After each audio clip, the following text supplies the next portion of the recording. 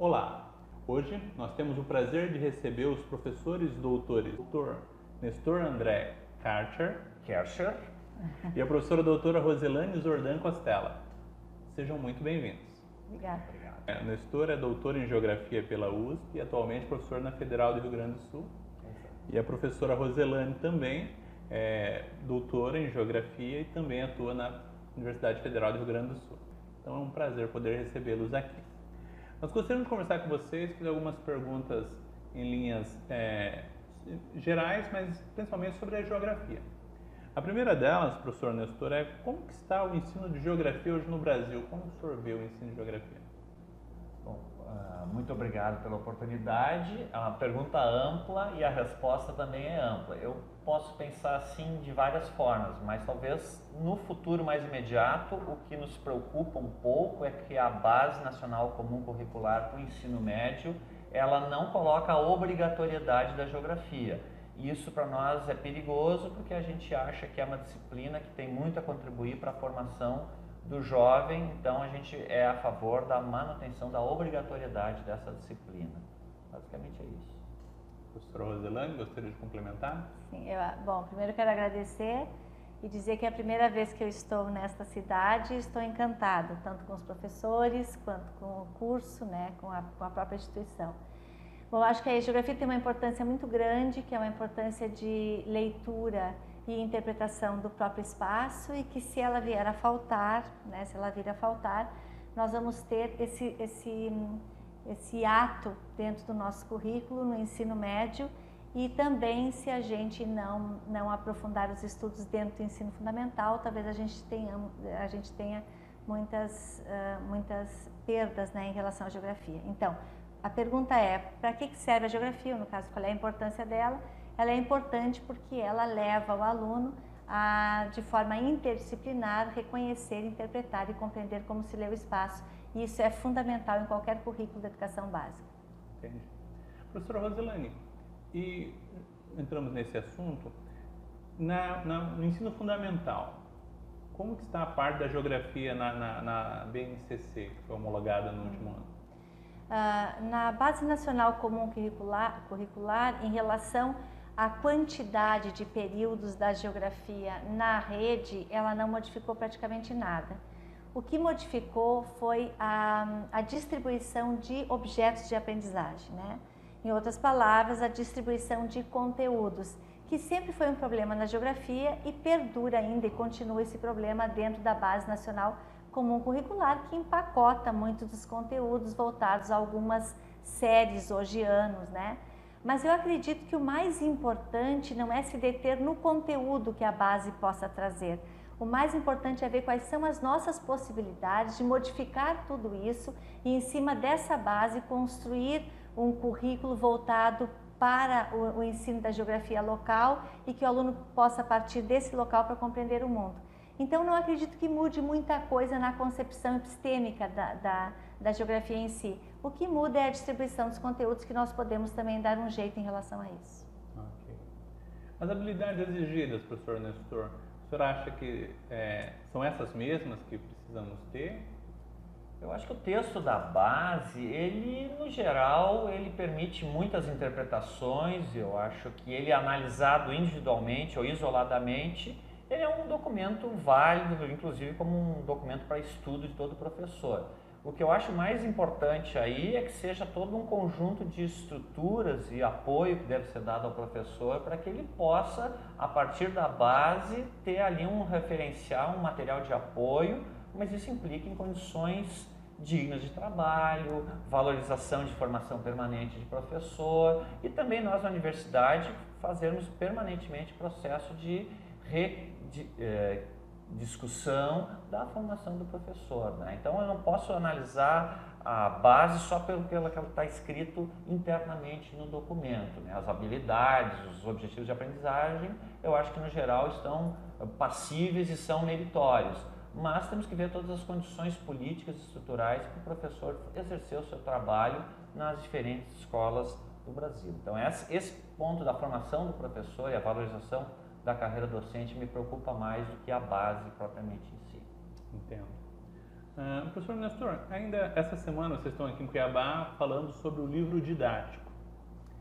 E eu gostaria que você, por favor, explanasse um pouquinho mais sobre essa formação, esse curso que vocês estão dando.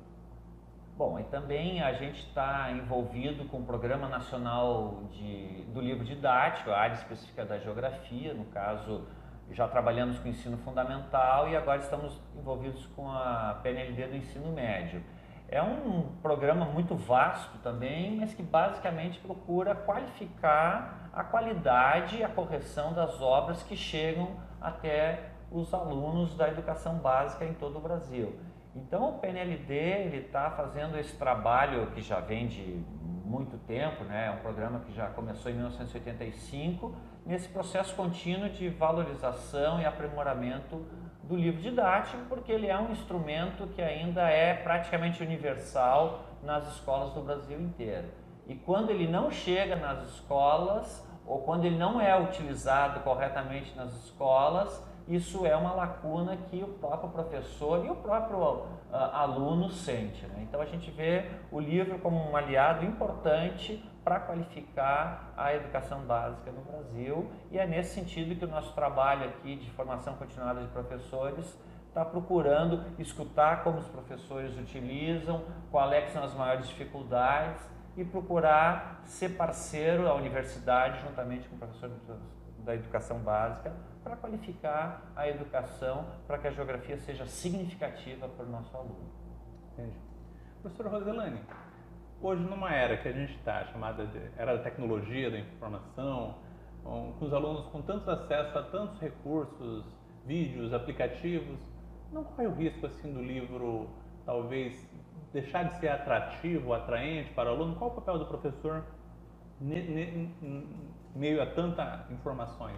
Bom, primeiro quer dizer que o Programa Nacional do Livro Didático, o PNLD, é um dos programas de políticas públicas, é o programa de política pública maior do mundo. Então essa é uma coisa que a gente tem que registrar. Outra coisa que eu devo dizer é que quanto mais informação, quanto mais computador, quanto mais informatização, quanto mais toque de dedo em qualquer lugar, em qualquer botão, mais temos que ter professores. O professor, ele não é descartado, ou seja, a transformação da informação em conhecimento é o que há de mais difícil. A produção da informação é muito simples e os livros didáticos, eles devem continuar sim. O cheiro do livro atrai um processo de leitura diferenciada, que é a leitura do blog ou do computador. O livro tem que ser manuseado, ele tem que ser escrito, ele tem que ser sublinhado, ele tem que ser lido e interpretado daquela forma como está posto assim. Claro, a gente tem que cada vez mais diminuir essa quantidade de papel que a gente tem, mas vou te dizer, eu não dispensaria um livro físico, até porque a maioria das tentativas que foram feitas de transformar este livro físico em material online foi reprodução e não adiantou muito. Agora, ir para um blog, assistir um filme ou assistir qualquer outra coisa que esteja relacionada ao assunto sempre é bom. E o professor deve estar muito antenado em relação a isso. Mas, de novo, o principal papel do professor é trabalhar com o conhecimento. O principal papel deste mundo informatizado é trabalhar com a informação. Isso são coisas totalmente diferentes. Vou te dizer, nós temos que cada vez mais sermos professores, quanto mais informação nossos alunos tiverem. Professora, agora uma outra questão. A gente ouve muito uma queixa dos professores que há um distanciamento entre a universidade e as escolas. Como que pode se diminuir ou tentar solucionar essa dificuldade? Bom, eu tenho muita tranquilidade em falar nisso porque eu sou professora universitária. E todos os meus pares sabem o quanto eu luto para diminuir esse ato que existe entre a escola e a universidade. Eu não acho, sinceramente, que a universidade, de forma geral, não estou falando numa ou na outra, e podem ter universidades fantásticas no Brasil, tá? Mas eu não acho que a universidade esteja preparada realmente para formar um licenciando, ou um licenciado, ou um professor. Eu acho que temos que aprender muito, acho que nós temos que nos dar por conta que o conteúdo trabalhado dentro dos nossos cursos, com aquelas especialidades fantásticas, muitas vezes serve muito pouco para o próprio professor trabalhar com seus alunos. Quero deixar claro, eu não estou dizendo que não precisa de conteúdo de geografia. Eu estou dizendo que este conteúdo deva ser trabalhado de forma diferente para formarmos professores melhores. O professor se diferencia de outro profissional, porque ele não aplica o que ele aprendeu, porque ele tem que ensinar aquilo que ele aprendeu. E ensinar o que aprendeu é muito diferente de aplicar aquilo que aprendeu. O professor deve ensinar o seu aluno a aprender. Isso é uma arte, e essa arte não se encontra em conteúdos de geografia. Ok. Professor Nestor, pegando um gancho ainda nessa pergunta, qual a importância, a gente sabe que o senhor trabalha também com a formação de professores, qual a importância, além da formação inicial, da formação continuada para o professor? Perfeito. Eu acho que é um processo permanente, né? A formação continuada, como em qualquer profissão, mas na nossa eu acho indubitavelmente é uma prioridade, é o professor estar constantemente disposto a se reinventar, até para que ele não desanime na profissão.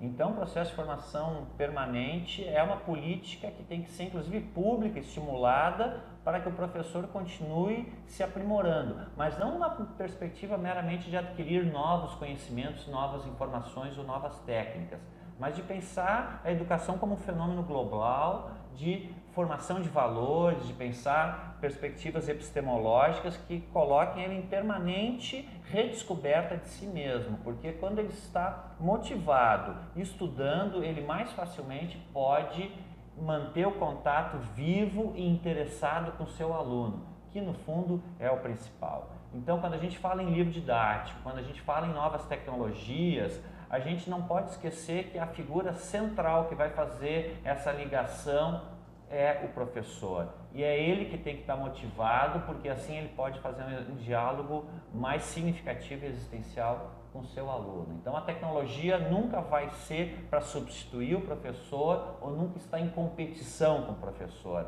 mas o professor, através de um processo de educação continuada, ele pode continuamente redescobrir, inclusive, o seu encanto pela docência, que é talvez um grande nó que nós precisamos ter. Nesse aspecto, a universidade sim tem que também se desengessar um pouco, que ela é muito tradicional, muito conservadora e acaba muitas vezes tendo uma visão um pouco prepotente para o educador da educação básica, querendo oferecer para ele somente técnicas ou informações e não fazendo um diálogo mais horizontal e mais respeitoso com esse professor de educação básica.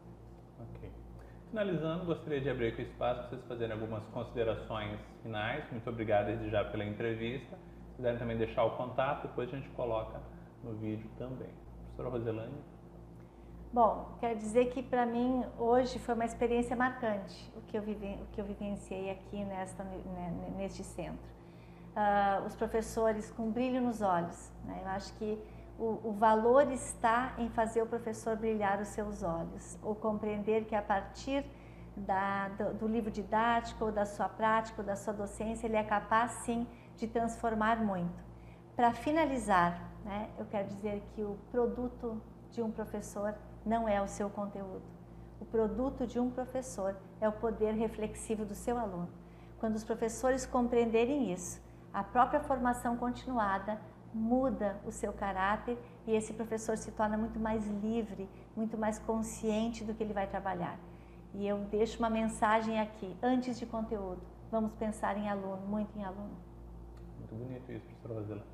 Professor Nestor? Eu queria agradecer a oportunidade de estar aqui nesse estado, voltar a Cuiabá, o privilégio que é estar em contato com os professores, porque assim eu também me renovo e me reencanto pela profissão, e desejar a todos os educadores que pensem muito mais, além do conteúdo, da disciplina de geografia, como uma forma de ampliar os horizontes de leitura do mundo dos alunos, discutindo valores, discutindo ética, discutindo estética, discutindo sim política, discutindo sim assuntos polêmicos, porque a escola e a universidade é o espaço da pluralidade, da universalidade de visões diferentes, porque não até antagônicas de mundo, que é assim que a gente vai ajudar com a educação a construir uma sociedade mais democrática, mais inclusiva e mais fraterna. E isso é muito importante num momento onde hoje as opiniões estão muito acirradas e as pessoas não estão conseguindo ouvir os outros, e isso é um perigo para a nossa sociedade. Então eu acredito na geografia e na educação como um processo de discussão política, ética e estética, que a gente não pode abrir mão da diversidade e da divergência, porque é aí que está a riqueza do ser humano. Obrigado. Muito obrigado a vocês e aproveitem o calor humano da nossa capital. Esse Papo Entrevista volta num próximo programa. Muito obrigado.